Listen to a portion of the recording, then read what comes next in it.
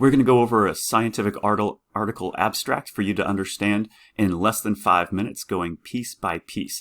Every piece of an abstract, which is basically a summary of a scientific experiment and scientific article, is going to show all of the 4 or 5 different parts of a scientific article all at once. So we're going to break this down by piece.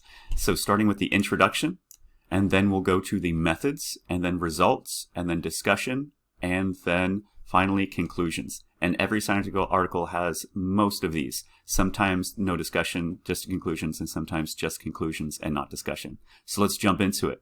Starting with introduction, the competition for resources is an important mechanism that shapes ecological communities. Interspecific competition can affect habitat selection, fitness, and abundance in animals. We stop right there because that is the entire introduction. It just tells you what the subject of the experiment is and why it's important. Next section is methods, where they just talk about how they did this experiment. So in this, we used a removal experiment. Basically, they took one thing out, and mark recapture, which is marking something and then recapturing it later on to see where it is, to test the hypothesis that competition with the larger and more abundant striped plateau lizard limits the habitat selection, fitness, and abundance, or how many there are, of the ornate tree lizards. So it tells you the 2 species that they're using, striped plateau lizard and the ornate tree lizards, and they're removing the striped plateau lizard to see how that will affect the ornate tree lizards. Now that they've listed a short version of their methods, we're going to look at their results.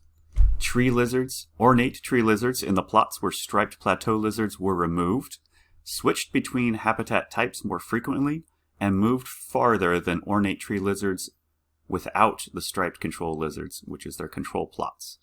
However, there were no significant changes in the relative densities of ornate tree lizards in each habitat type or in microhabitat use, meaning there were no changes in how many there were of the ornate tree lizards in any habitat, and there were also no changes in growth rates, survival, or abundance, or how many of them there are, of ornate tree lizards in response to the removal of striped plateau lizards. Fascinating results, so we put that right here. Now as scientists, we have to discuss our results to see what it actually means. Just like in your CER, your claim and your evidence should not be explained until you get to the reasoning section. This is like a scientific version of the reasoning section. Our results suggest that interspecific competition was not strong enough to limit habitat use or abundance of ornate tree lizards, meaning there was not enough competition to limit how much habitat, how much area they could use, or how big the ornate tree lizard population could grow.